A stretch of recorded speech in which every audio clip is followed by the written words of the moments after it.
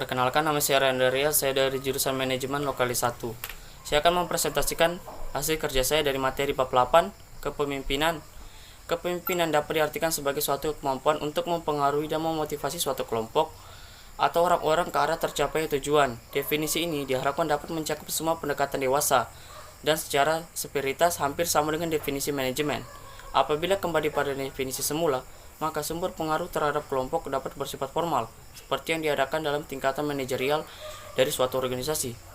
Menurut Stoner, ada 3 implikasi dalam pernyataan tersebut. 1. Kepemimpinan menyangkut orang lain. 2. Kepemimpinan menyangkut pembagian kekuasaan yang tidak seimbang di antara para pemimpin atau anggota kelompok. Dan yang ketiga, pemimpin tidak hanya memerintah, namun juga harus menambahkan pengaruh kepada bawahan untuk melaksanakan tugas tertentu dan dapat mempengaruhi supaya tugas tersebut dapat dilaksanakan dengan tepat. Kepemimpinan global. Dalam era global, semua aspek yang dahulu dapat dikontrol dengan piranti atau perangkat tradisional menjadi tidak efektif lagi. Lingkungan global menjadi gejala dunia yang semakin menjadi kenyataan. Demikian pula dengan organisasi yang ada pada zaman global. Tren yang terjadi adalah bentuk flat dan semakin ramping tanpa meningkatkan standar kualitas dan berusaha untuk meningkatkan efisiensi dan efektivitas organisasi. Teori kepemimpinan klasik. Ada 4 pendekatan dalam membuat pemimpin efektif. 1. Mencari ciri kepribadian universal pada derajat lebih tinggi yang dimiliki oleh pemimpin dibandingkan yang bukan pemimpin. 2. Menjelaskan kepemimpinan dalam perilaku seseorang yang terlibat lainnya. 3. Menggunakan model-model kemungkinan untuk menjelaskan tidak memadainya teori-teori kepemimpinan sebelumnya dalam memadukan aneka macam penemuan. Dan 4. Memperhatikan kembali ciri kepribadian dari perspektif yang berbeda. Gaya kepemimpinan klasik terdiri atas 1. Gaya kepemimpinan otoriter. 2. Gaya kepemimpinan demokratis. Dan yang ketiga, gaya kepemimpinan bebas. 4. Pendekatan teori kepemimpinan. 1. Teori sifat.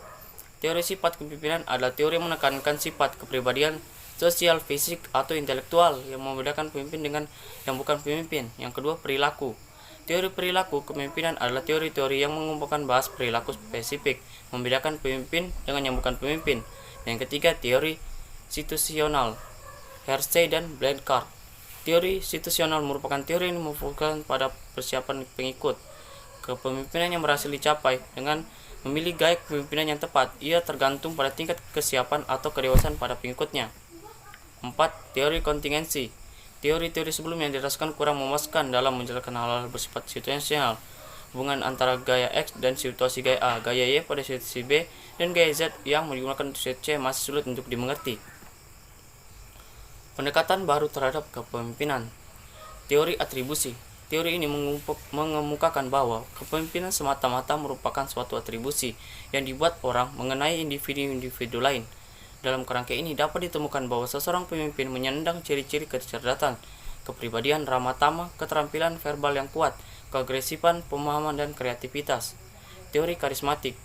Teori ini mengatakan bahwa pengikut membuat atribusi atau pengubahan dari kemampuan kepemimpinan yang heroik atau luar biasa bila mereka mengamati perilaku-perilaku tertentu. Kepemimpinan dalam organisasi bisnis. Secara teoritis, pemimpin yang berhasil adalah pemimpin yang mampu untuk mengelola orang yang dipimpinnya dan mampu membuat orang tersebut melaksanakan tugas untuk mencapai tujuan diharapkan. Isu-isu kontemporer dalam kepemimpinan. Dalam beberapa tahun terakhir, mulai berkembang isu-isu kontemporer dan kepemimpinan, di samping beberapa teori yang sampai sekarang masih dipakai dalam melihat aspek kepemimpinan seseorang.